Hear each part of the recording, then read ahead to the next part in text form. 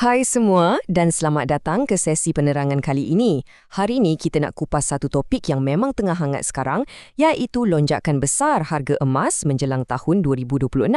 Dan kita akan tengok cara yang paling pintar, moden dan cekap untuk anda mula melabur hari ini. Kalau anda ambil berat tentang masa depan kewangan anda, ini adalah perbincangan yang anda memang tak nak terlepas. Okey, jom kita terus tengok nombor yang tak masuk akal ni. 80%.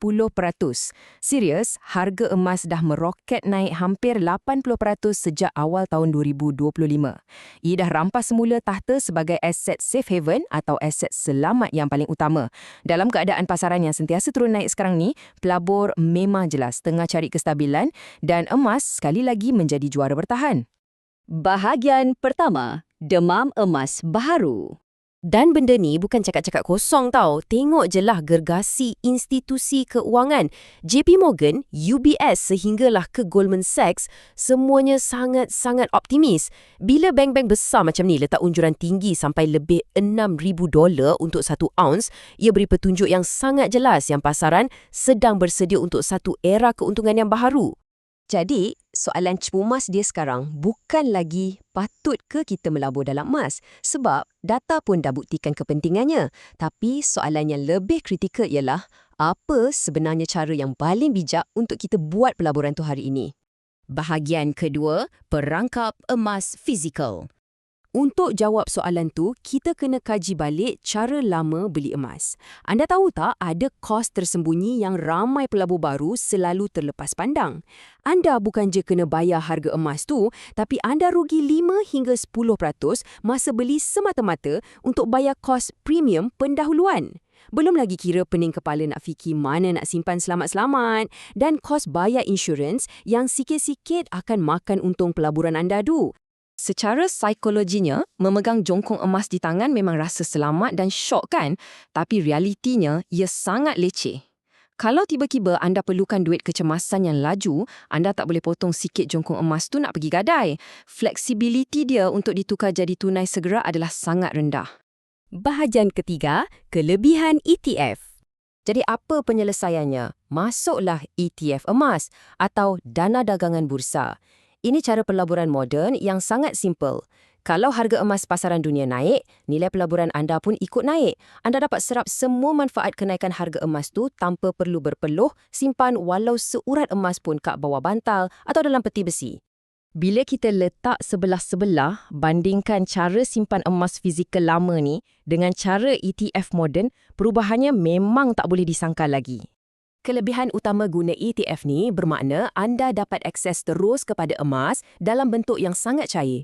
Maksudnya, senang nak beli dan senang sangat nak jual bila perlukan duit.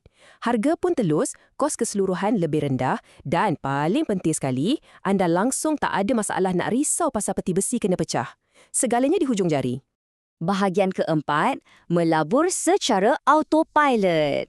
Sekarang kita dah tahu apa nak dibeli, tapi macam mana nak pastikan kita melabur tanpa stres? Di sinilah wujudnya satu strategi mantap, pelan simpanan tetap atau RSP yang menggunakan kuasa pemurataan kos dolar atau DCA.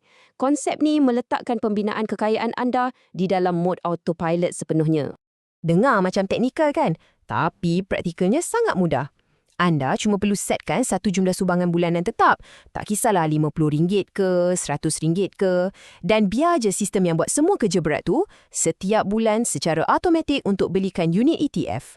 Strategi ni memang game changer sebab ia buang segala emosi yang menghalang anda bertindak. Tak payah nak hari-hari tenung graf dan tertanya-tanya, patutkah aku beli sekarang atau tunggu harga jatuh lagi? Tak perlu. Dengan autopilot, anda kekal konsisten. Dan yang bestnya, duit tu secara automatik akan terbeli lebih banyak unit bila pasaran tengah jatuh. Sedar-sedar je nanti kekayaan anda dah terbina diam-diam dari semasa ke semasa. Bahagian kelima, mula mengorak langkah. Berdasarkan sumber penerangan kita, salah satu tempat paling ideal nak laksanakan strategi ni adalah menggunakan Versa, iaitu platform pengurusan kekayaan yang dikuasakan oleh pakar di Aham Asset Management Berhad. Mereka memang reka platform ni khas untuk buang segala benda remeh dan teknikal untuk anda bina kekayaan, menjadikannya sangat sesuai untuk pelabur pemula. Sambil tu, sebagai satu insentif yang menarik, sekarang ni mereka tengah tawarkan ganjaran RM10 secara automatik hanya dengan anda melengkapkan beberapa langkah pendaftaran asas untuk bermula. Boleh tahan kan? Kalau anda nak mulakan, ini pelan ringkas anda. Pertama, muat turun je aplikasi Versa. Kedua, masa daftar tu gunakan kod rujukan UAVR6K5X. Ketiga, lengkapkan pendaftaran dan pengesahan akaun. Akhir sekali, masukkan je deposit minimum RM100 dalam mana-mana produk. Dah! Lepas tu, anda pun dah bersedia untuk jalankan strategi ETF Autopilot tu. Jadi, untuk kita simpulkan keseluruhan sesi penerangan kali ini, pengajaran terpenting yang anda kena bawa balik ialah emas hari ini dah pun berevolusi. Ia bukan lagi eksklusif sebagai aset orang kaya yang susah nak disimpan dan penuh kerumitan. Sebaliknya, ia kini adalah satu alat kewangan moden yang mampu milik, mudah dicapai dan sangat asas untuk dimasukkan dalam portfolio masa depan kita semua.